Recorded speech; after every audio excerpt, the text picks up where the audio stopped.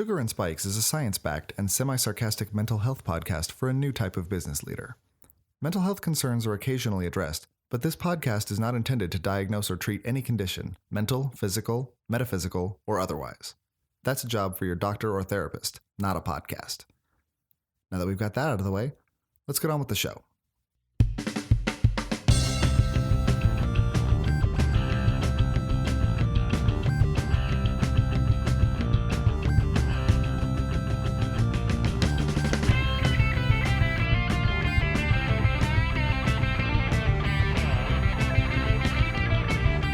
To another episode of the Sugar and Spikes podcast. I am Dez, a serial content creator, and I'm Tammy, a psychologist. A licensed one, though. Yeah.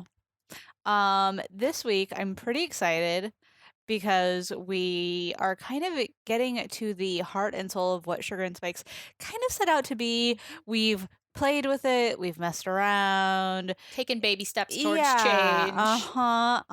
And this is another avenue that we're trying. It's interesting because I'm like, we're 2 years into it and getting to what we actually set out to be. Yeah, but also, like, I know for a long time we liked kind of the free-flowing nature because it was more conversational, kind of more spoke to things we were already doing.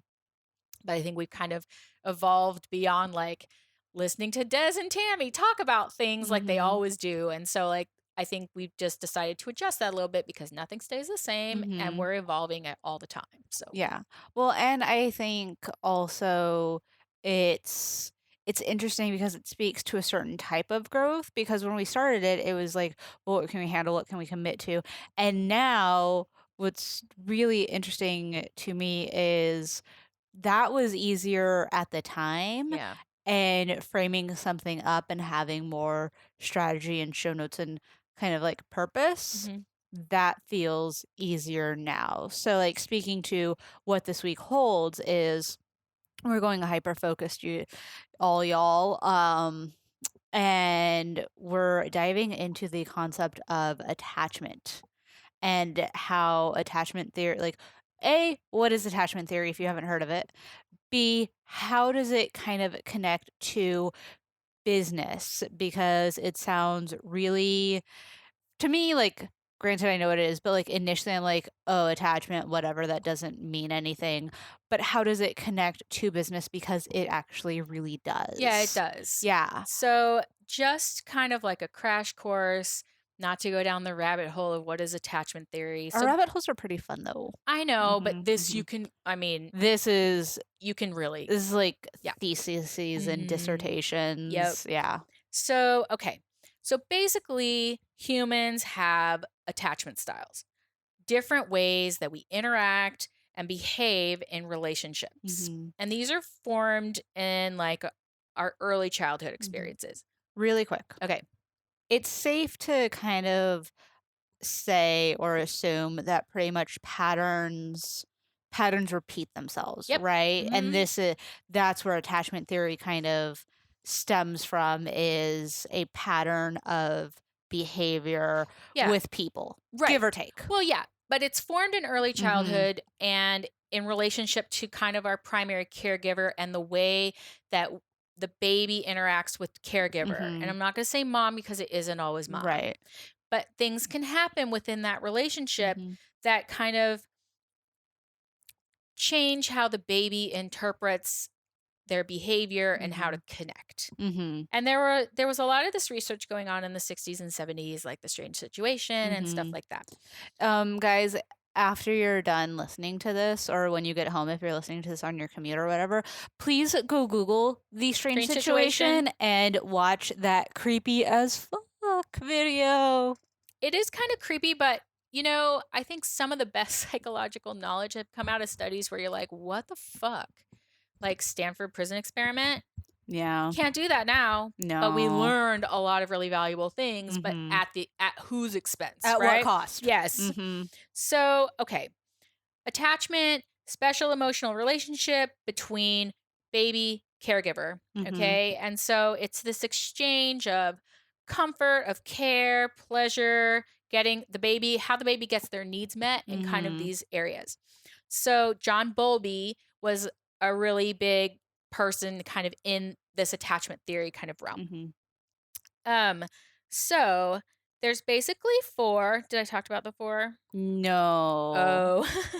No, I cut you off because I got to what the idea of Okay. attachment theory is. Yeah. But it's broken down into 4 Yeah. So different there's kind like of criteria. so yeah. there's secure. Not criteria, but types. Sorry, continue. No, that's okay.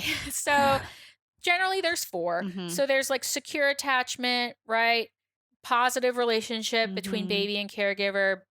Caregiver is warm and then nurturing, and baby's needs are met. So baby Mhm. cries, parent picks up the baby, changes, feeds, whatever, right?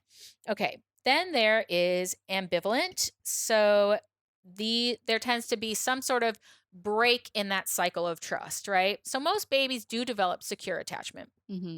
But because it's kind of hard to not. Like, it takes a certain level. Like, I know for parents and stuff, and this isn't a parenting podcast, but like for so many folks, it's like, well, what if I mess up the kid?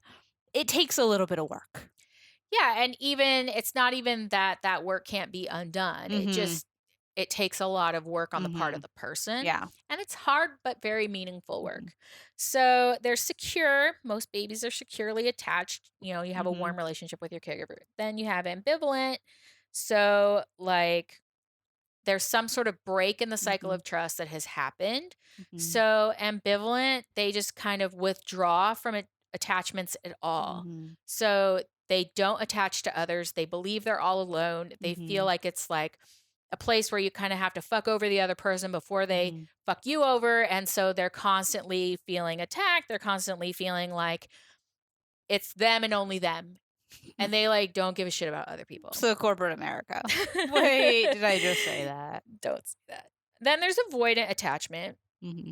So they do have a warm relationship, but not all the time. So sometimes if the parent's behavior is kind of erratic and can't be predicted by the child, then they don't know how to change their behavior to get their needs met. So they worry about it. They're anxious about it. They ruminate like that kind of later, not in the moment, but like people who are adults who have like anxious attachment, this is what they do. They ruminate. And then there's disordered attachment. So you have confusion, apprehension, there's some sort of trauma. Like that's what you see with disordered attachment. So the thing is that attachment happens very early in our lives and it will still affect us as adults because these are like the wiring that got laid in at the beginning. Yeah, it's during like the kind of critical years. Right. That hardwire your brain. Right. Because we know that like there's 2 prime developmental periods. There's like early childhood and then again as a teen. So these are the times when the most development and quote unquote wiring is being laid in. So I thought it would be interesting to talk about how this relates to relationships as adults.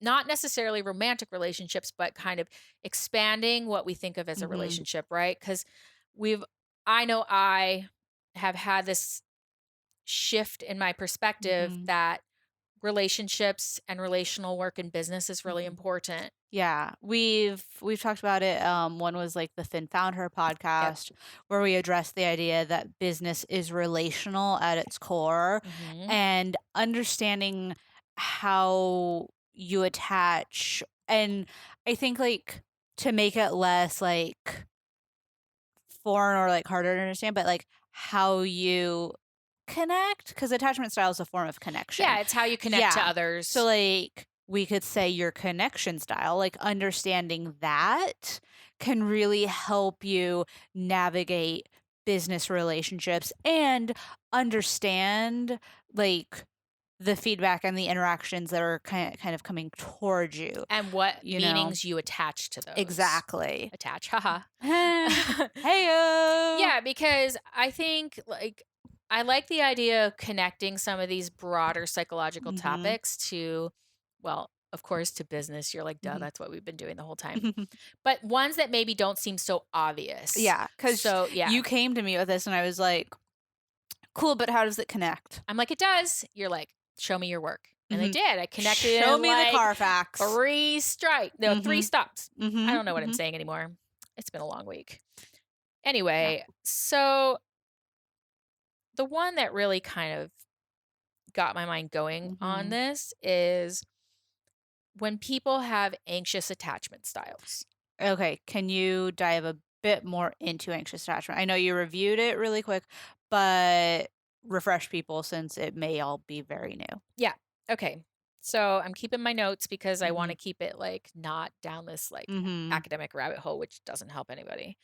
So a child who is anxious, all right, or preoccupied, because that's going to come back around, they're highly distressed. Mhm. And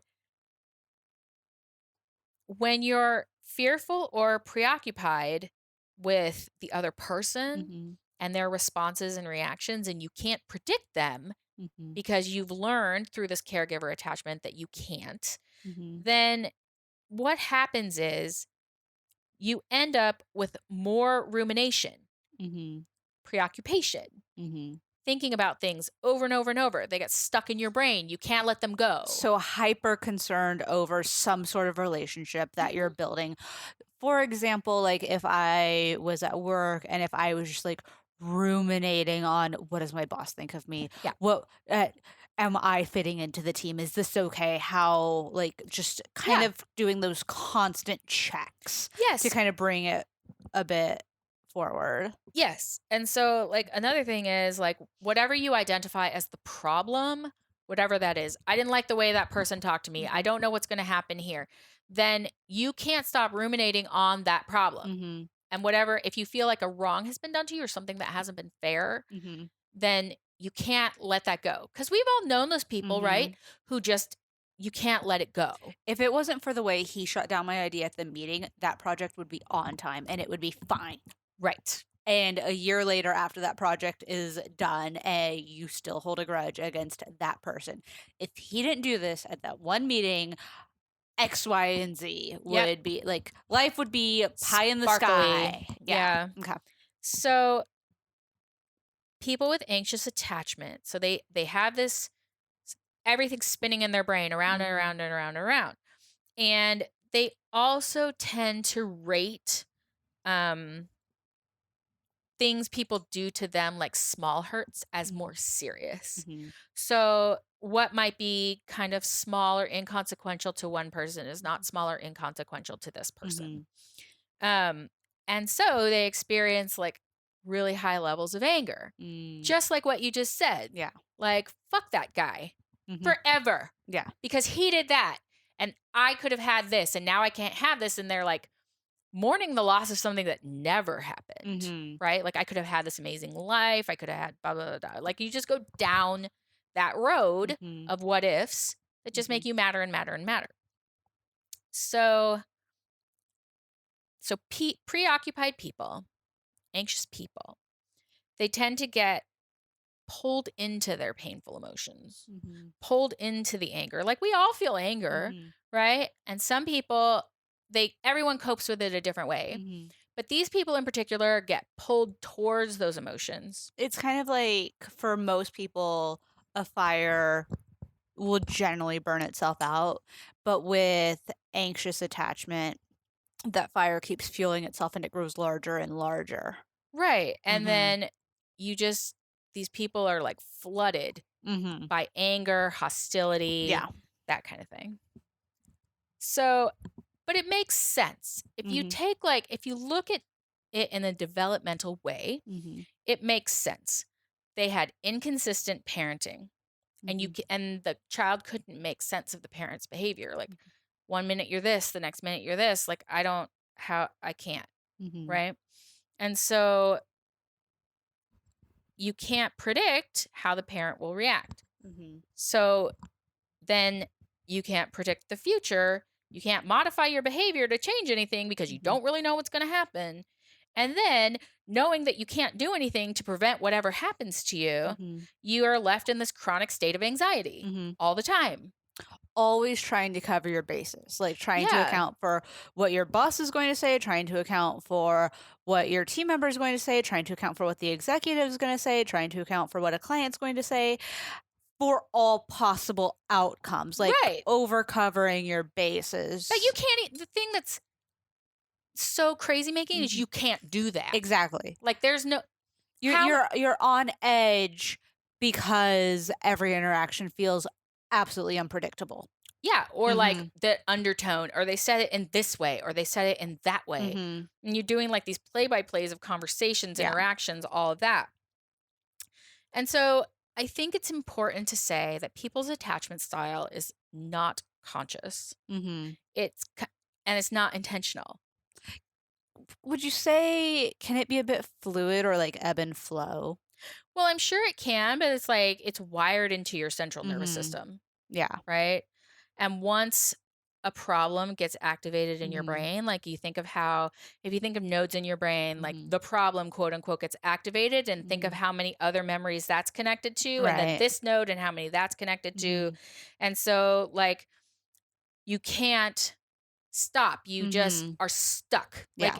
Like, you know, the time when you're sitting on your phone and it just types nines over and over and over and over and over. That's what it feels like.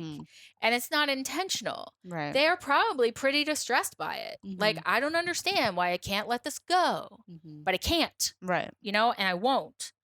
So then I kind of jumped to this idea of closure, right?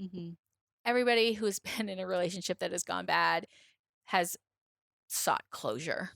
But closure is kind of a myth, right? Because you're like, if I can just understand why this happened, what happened, then I can let it go. Is this closure specifically for the anxious attachment style or all four of them? So securely attached, not so much, right? Because there's no need? Usually. Okay. I mean, think about it. Like, hey, it would have been nice to know what happened, but I don't care. But I can move on from it. And maybe you even care, but you can still move on from it. Right. Yeah, but that's done. Okay. So some people can do that. And you're talking about people who probably have like more secure attachment. But when you get into these other attachment styles, other than secure, you start to see a lot of anxiety and problematic interacting with others. Right. So this idea of like, I just need them to tell me this. I just have to know why this happened, what they were thinking, how we ended up this way, and then I'll move on. But how many times have we said that and then actually attempted to have that conversation and then felt worse? Yeah. I mean, the thing with that is like, I just like need them to do X, Y, Z. Those things really kind of shifted the way I thought about it, because I used to be the person that needed to have the last word. Yeah. It was really important because I'm very stubborn and very much an only child. Until I realized that I can't always have the last word, because the person can decide like whether or not they'll listen. And at the moment I realized that I was giving them power, I was like, well, fuck that, I'm done.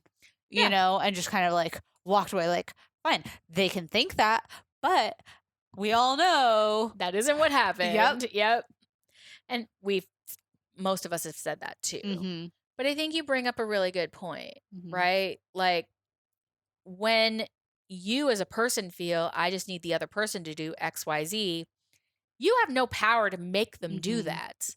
You might be able to influence in a way. Like, I guess from influence, I kind of think of, you might get them to have a conversation with you, but in terms of getting them to say exactly what you need to hear, how often has that really happened? Because we cannot control other people. There are boundaries and limits to how much that can happen. And in a relationship, you're talking about you and me and your thoughts, feelings, emotions, attachment style, my thoughts, feelings, emotions, attachment style. And so we're also assuming that there's a rational answer, but maybe there isn't. Yeah. Right? Like, who of us is truly always rational? Nobody. Me, 100% of the time. You're always rational. I'm the most rational person.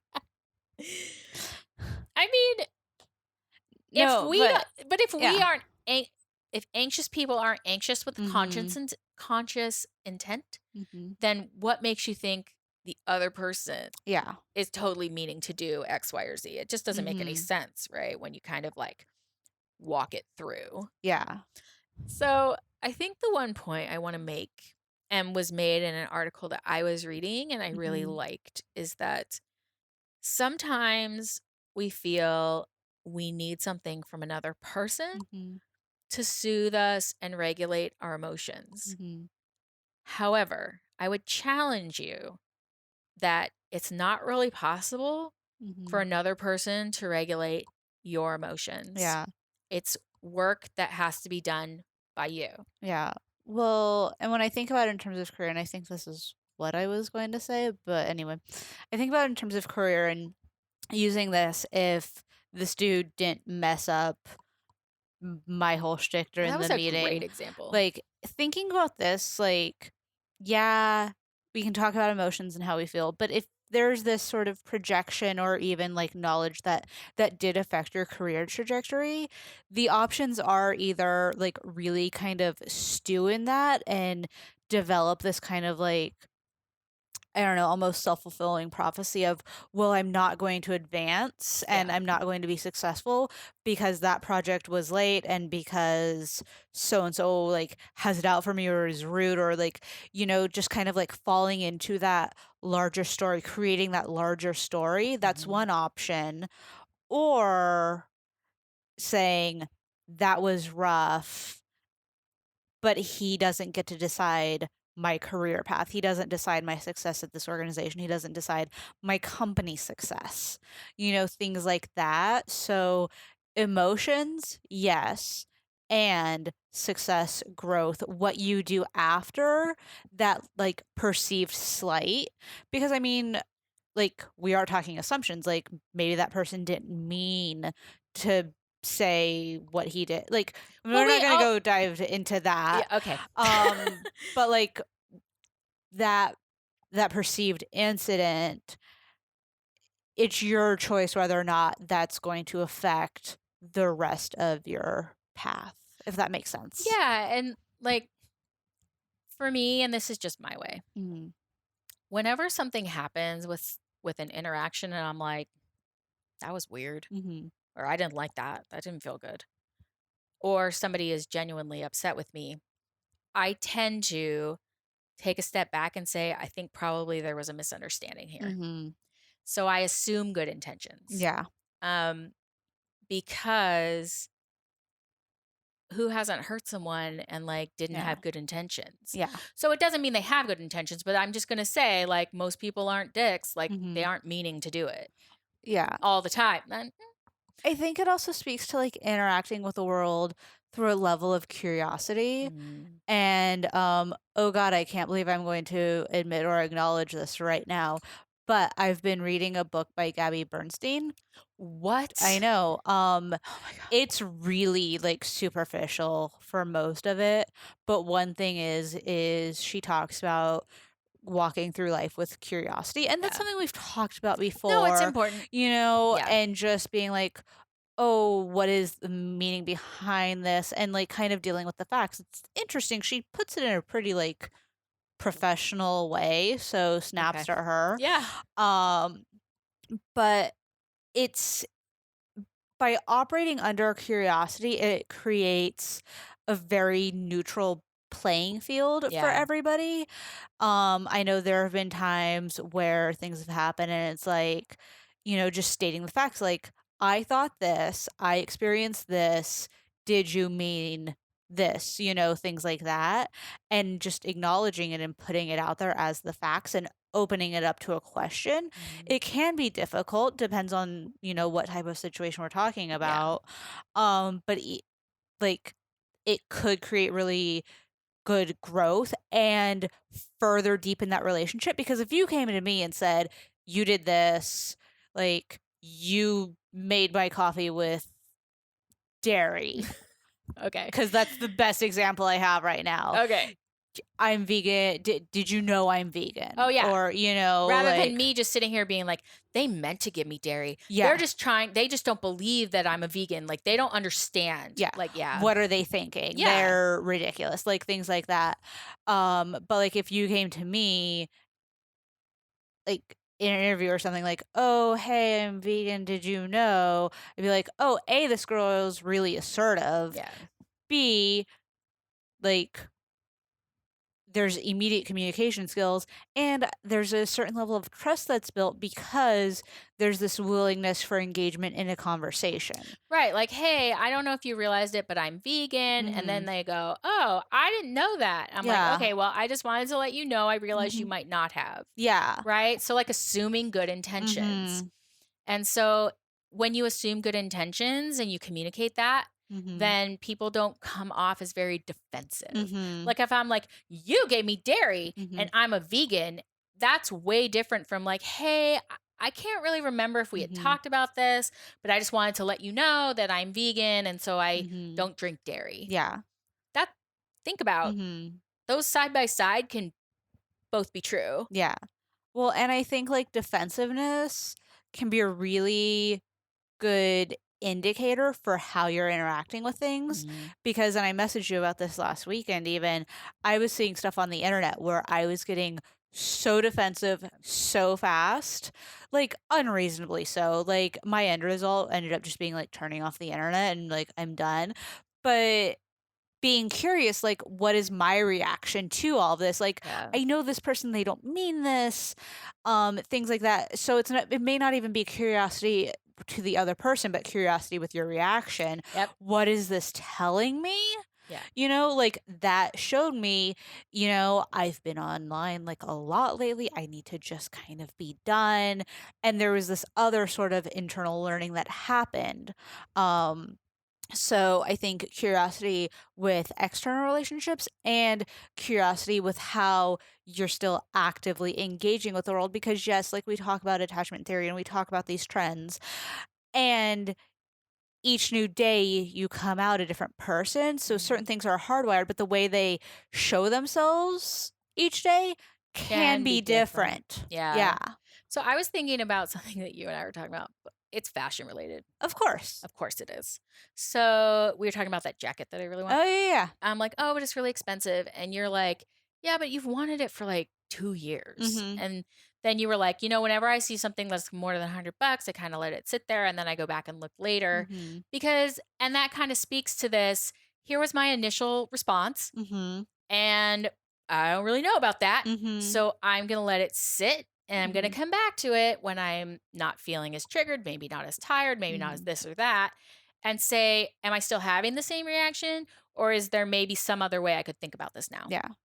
I mean, I think with the exception of a few careers and professions, it's very rare that we need to interact with the world in a sort of like gut check, immediate response sort of way. Yeah. Where we have to like act on sort of an automatic response. And so with so many things, taking even like that breath to check in can really serve us well. Right? And like knowing your process. So I'll give a personal example. Don't be shocked. Shocked. So for me, when I'm going through a big life change and a big transition, I don't like that at all. And I'm kind of like, I don't know if I should be here. I kind of want to go back there. I was going to say, you want to go back. You always want to go back. I always want to go back. I always do. Mm-hmm. Like, we're in Indiana now. Let's just turn it around. Like, we're going back to Oregon. But I know that that's my process. And I know that if I can just kind of get through that initial couple of weeks and start to months, years, depending on, to feel more grounded, then I just need help to manage through that difficult time, to stress tolerance. Yeah. And you can get that however you get that, hopefully in healthy ways. And then when you've gotten to the other side, okay, that was my process. Yeah. So it's not even that you really have to change anything. Not always. Sometimes it's just like, I know this is how I respond to change. And so I know where I'm at in that process and how I'm moving through it to get to the end. Yeah. And I mean, some of those things really only come with experience and Right. trying things and getting messy. Like, use the moving piece as an example. And really, like, my situation with moving, and I just realized this like maybe a couple weeks ago, was I went through the same exact feelings um that I'm having now about like Oregon and the West Coast as I had when I moved from California to Oregon, Oh. where I like glamorized everything and just desperately like wanted to go back and everything. And I was talking with my partner, and it was a few years until I kind of chilled out, Yeah. you know? Because I mean, if you think about it in terms of like length and stuff, like I spent 18 years in Orange County and then I did almost 10 in Portland. Like, getting over quote unquote getting over that within a year or even two, like fully, it's slightly unreasonable. At least I'm going to tell myself it's slightly Well, unreasonable. everybody has their own process, Right? right? And it depends on, I would say, level of functioning. Like if your level of functioning is so severely compromised Yeah. because we're in this new place and it continues to be that way for a Mhm. long time, then I would start to think that maybe I need to do something different. Maybe I Right. need to talk to someone. Maybe I need medication, whatever it is, Mhm. because I'm not moving through that transition in Mhm. a kind of like an average or expected time frame. Mhm. Now, with that said, average is average, and it's almost never anybody at the average. We're just clustered around it. Mhm. So there's some wiggle room, Yeah. and there's always outliers, right? Mhm. Like it doesn't happen often, but it happens. Yeah. And so understanding how you're going to regulate your Mhm. emotions, how you're going to get through that distress, what Mhm. support do you need, right? Kind of, I don't know. It speaks to self awareness, Mhm. which is our ongoing theme for this. But and knowing how you're gonna do that. Who am Mhm. I gonna call? Do I need to call in my troops? Do my troops need to call themselves in? Mhm. Right? So all these kind of touch points along the Yeah. way where you can make adjustments. Mhm. Well, and like your average may not be the average, Right. because like when we talk about like the larger average, there's still a lot of room, Yeah. you know? So you could be at the higher end, you could be at the lower end, things like that. So I feel like that's another important thing to note, because we always play the comparison game, which is not a game to play. Yeah. It's Um, like my kids when they try to get me to play the what if game. Well, what if this happens? What if that happens? I'm like, it hasn't it happened. So does we're not gonna do that. it doesn't matter, what matters is what is right now. Yeah. Yeah. Um, so to kind of put like some sort of bow on this like Well, interesting, okay, a bow. like So I knowing your attachment style, mhm. right? Yeah. Knowing what it is can Mhm. kind of help you figure out what your process is. Mhm. So then if you're like really upset about something that happens, Mhm. then you can be like, "Oh yeah, that's my initial process. Okay, Mhm. I'm going to go back and I'm going to do XYZ in a couple of days and then see if I still feel the same way." Well, and it's really like to capitalize on it, because your responses tell you things. Yeah. And it would be a disservice to your experiences if you just like push it aside and then go back to something and just like still take that step, if that makes sense. Like, it is about, thinking through everything. And this really connects with what we were talking about in the previous episode with Noelle, Yeah. where it's taking the time to think about Yeah. things. And when you give yourself the time, be it with clients, bosses, your team, when you give yourself the time to think through the trends and what's happening now, like what has happened before, what's happening now, what do I want to happen next, Mhm. that gives you the space to set yourself up for success and to navigate it as strongly as you possibly can. Yeah, and one thing that I would encourage is to maybe rehash it, therapist, friend, Hmm. job therapist, Exactly. like somebody who can help you say, well, what if it was this? Hmm. Because our viewpoint is our viewpoint, and like diversity of viewpoint only comes Hmm. when you include other people. Yeah. And I mean, like, the diversity of viewpoints helps fuel that sense of curiosity, because I know there have been times where you and I have talked and I've been like, they did this and it's because of but because they had it out for me. They only said it because they're mad at me. Yeah. And you've called me out like, "Well, how do you know that?" Well, because it just makes sense. okay, and Right. and really like causing that check, and forcing some space that may need to be made. Well, I'm forcing some space and some deeper thought. Mm-hmm. Like, I like what Noelle said. Like, if somebody's thinking that they're going to jump an industry, like jump away from an industry Mm-hmm. and into another thing, like, are you really saying you don't like the industry, or is it Mm-hmm. really something else? And she had some really great things to Mm-hmm. like think about and to kind of walk yourself through that. Mm-hmm. Because sometimes when we're flooded with emotions, whether it's anger, whether we're burnt out, whether we're like super sad, whatever, super anxious, Mm-hmm. like it gets really difficult to think in a rational way. And that Mm-hmm. doesn't mean that emotions can't come into it, because like we want to be balanced, or at least, some part of emotion, some part of rationality Mm-hmm. together, like Venn diagram and all of that. But if you're feeling those strong emotions that you're flooded with, your ability to come to a conclusion or to reason your way through it Mm-hmm. is compromised. Mm-hmm. And so giving space to explore with another person Mm-hmm. to that and have them say, "Well, have you really thought of this? Maybe you haven't." And then Mm-hmm. so it opens you up to say like, "Okay, well maybe I can think about this in a more adaptable way." Mm-hmm. That's Yep. what I would say. Yeah. And I think all of this is really to give yourself the space to carve the right path you're working towards. A more effective path. Exactly. Mm. Um, all right. I guess that wraps it up for this week. Yep. Let us know what you thought of kind of Yeah. this style with diving into more of like a psyche topic and then riffing off of it. We're on Instagram at Sugar and Spice Pod. Same thing for Facebook. We don't have Twitter. I'm everywhere. Des W MSMBA. If you like what we're doing, just in general, go ahead and leave us a review on iTunes. Share it with a friend. If you're not a fan but you know someone that may be a fan, do the same thing. Share it with them. Right.